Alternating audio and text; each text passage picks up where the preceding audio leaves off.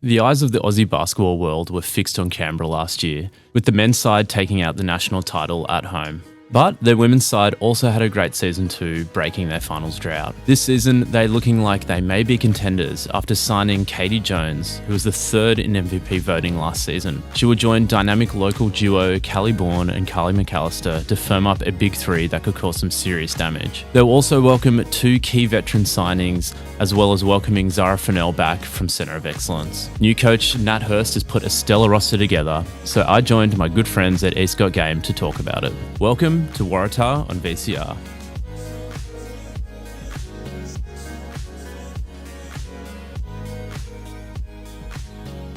James has taken us now to the Canberra Nationals squad.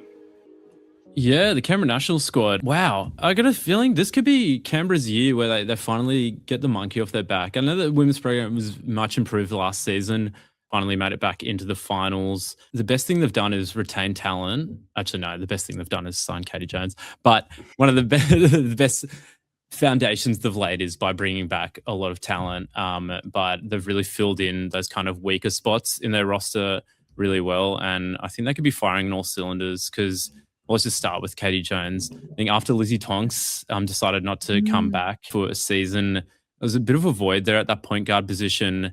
And I think last year it would have been really good just to have an out-and-out point guard because I think that kind of took Callie Bourne away from her natural position, even though she is a good utility player, to doing a little too much ball handling so she can get up and score as much. So to bring in Caity Jones, arguably one of the best point guards in the league. Actually, there's too much disclaimers there. At least one of the top three best point guards in the league. I mean, there's so many good ones out there, but Caity Jones just took the league by storm last year after jumping over from WA to Albury-Wodonga.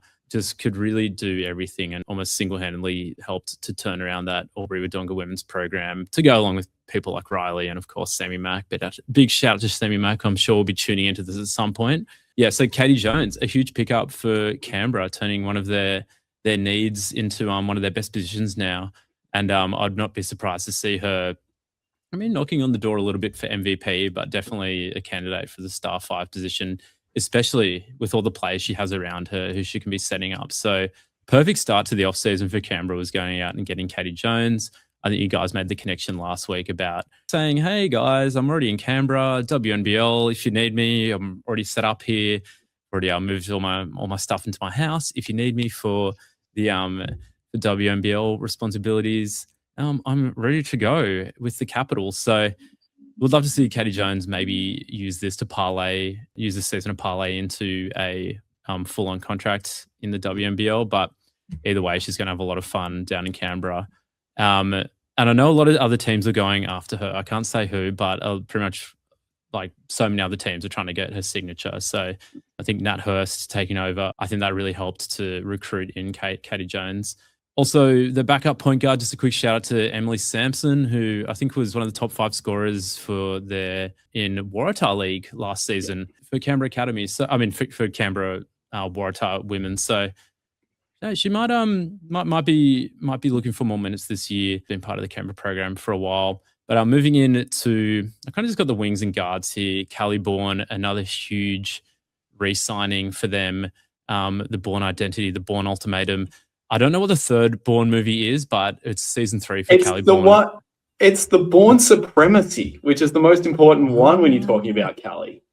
Okay, because I haven't seen any of the Bourne movies. Me neither, actually. But yeah, the Bourne Supremacy. So we're in for the Bourne Supremacy. So the best season so far. And I think we will get the best season yet from Callie Bourne. Last year, I think really held this squad together. Her and Carlie almost single-handedly lifted this side in so many games to elevate them to victories. And Callie really is a do-it-all kind of player and a really good leader of the squad as well, which I think is very underrated. A hyper athlete, can get after it defensively, rebounding, shooting, playmaking. She's really a jack of all trades and a master of all those trades as well. So see her combination with Caity Jones is going to be interesting, but two dynamic, versatile and tall players on your perimeter I think you really bank on. Jazz Boutzos, bang, bang Boutzos. I think she'll really round out, not so much maybe the starting lineup, maybe coming off the bench, but she's some much needed floor spacing for this side. Same with Zara Funnell as well. I think was with COE the last few years. and really proved herself in that program. So yeah, not moving too far. I think it was originally a Canberra Junior anyway, so moving to COE wasn't that much of a transition for her. But to have a couple seasons under her belt with the Centre of Excellence, another great shooter. So they're going to be able to play a very versatile brand of basketball, this Canberra side. Moving into the bigs is maybe a little concern here in terms of they don't really, as far as I can see, outside of Skye Rees, who we'll just get to in a second, they don't really have an out-and-out centre, but they definitely have some capable bigs. Callie McAlister, after successfully returning to Canberra last season, is back for another one. She's just 20 points, 10 rebounds, just waiting to happen. From watching a few of those Canberra games last season, managed to catch, I think, two or three live.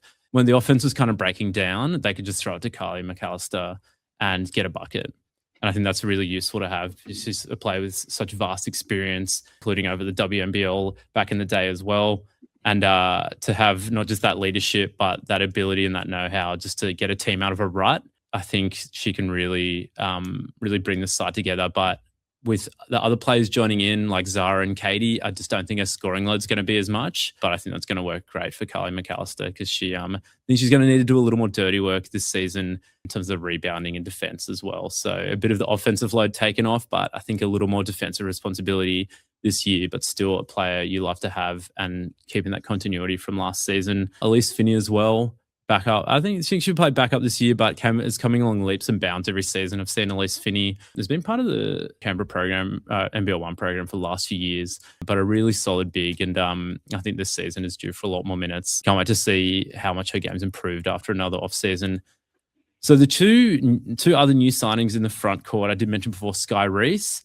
From what I can tell, has a vast amount of experience. Skye Rees is a centre and has mainly been playing in NBL1 North or the QBL before that. You can actually see he has been playing QBL for a long time. First with the Brisbane Capitals, shout out to Squin and the Caps in 2015. Played for Logan, Southwest, Mackay, Darwin Salties back in 23, 24 when they still had a program. But last year was playing with the Pakenham Warriors in Big V and was averaging 12 points, 7 rebounds. So it seems like a really solid kind of basket-to-basket big. But looking at the rest of the lineup for Canberra, I think that's exactly what the doctor ordered. They don't really need much more scoring. They don't need much more playmaking. I think they just need a big who can finish off pick and rolls, finish down low, and do the dirty work on defense as well. And the other signing, and last player I'd like to talk about, is Allison Day as well. Seems like a dynamic stretch four who also has a very impressive resume. Is I think originally from the US, from Winchester, Ohio, but I didn't know it off the top of my head. No, just kidding. Went to college at Loyola University in Chicago, where she hovered around averaging 10 points to 12 points. Finished her career off at Bowling Green State University before moving out to Australia, and in 2023 playing with Diamond Valley Eagles, and then spent a bit of time in the UK, came back, played for Diamond Valley again in NBL1 in 2024, and I think was playing in Germany last season. But I might actually throw to Lockie here. Was Allison playing in the game that you watched, with Canberra Comets, or no? She did play a bit. No one played huge minutes, if I'm being entirely honest with you, but I think your description of a stretch four is probably pretty good.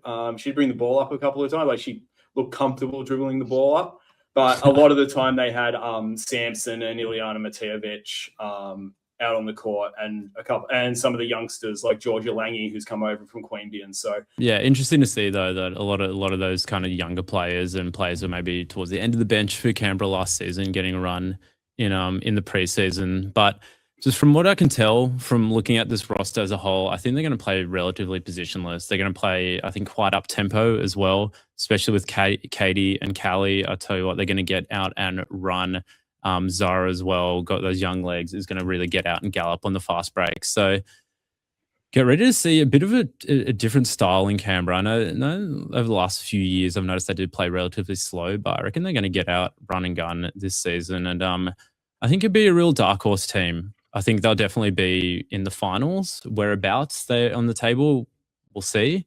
But I think they've pretty much had the perfect off season. Yeah, I think between Caity, Callie, Carlie, great big three. Big three. And I will also say that last episode, and perhaps even episodes last season, Lockie and I were always pondering, what does Caity Jones have to do to get a WNBL contract? It turns out she just needs to not commit to an overseas contract too early, or perhaps a contract that can be bought out by a WNBL club. So it just came down to conflicting commitments this time round. But now that she's in the nation's capital, she's under Natty. Natty's still linked with the UC Canberra Caps with Gorry.